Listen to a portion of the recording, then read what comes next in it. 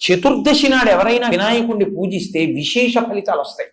పైగా ఆయన్ని కానీ మీరు విఘ్నేశ్వరుణ్ణి చూసి ఆయనకి ఏం అక్కర్లేదు, అందరూ పనికి మాలిందని ఏమంటారో ఒక గరికె పోగు, ఒక గరికె తీసుకొచ్చి ఆయనకి ఇచ్చారనుకోండి, మీకు ఆయన ఏమి ఇస్తాడో తెలుసా అండి? అష్టైశ్వర్యాలు ఇస్తాడు. కాబట్టి పాలచంద్రో గజానన, ఏనుగు యొక్క ముఖం ఉన్నవాడు. మళ్ళీ ఇది ఏమంటే మీరు ఇందాక చెప్పినట్టు సుముఖ అన్న దాంట్లోకి వస్తోంది. సుముఖలోకి ఏనుగు ముఖాన్ని అన్వయం చేసి చెప్పాను మీకు, కానీ ఇప్పుడు ప్రత్యేకంగా ఏనుగునే చెప్తున్నారు. ఏనుగునే ఎందుకు చెప్తారో తెలుసా అండి? ఏనుగు తలకి ఒక బుద్ధి ఉంది. ఏమిటి ఆ బుద్ధి అంటే, మీకు ప్రపంచంలో ఒక పెద్ద క్రేన్ ఉందనుకోండి, ఆ క్రేన్ని ఈ పెద్ద ఇనప స్తంభాన్ని ఎత్తు అన్నారనుకోండి, ఎత్తేస్తుంది. ఓ గుండు సూదిని కిందేసి ఓ క్రేను ఈ గుండు సూది తీయి అన్నారనుకోండి, అది తీయలేదు, దానికి సాధ్యం కాదు. గుండు సూదిని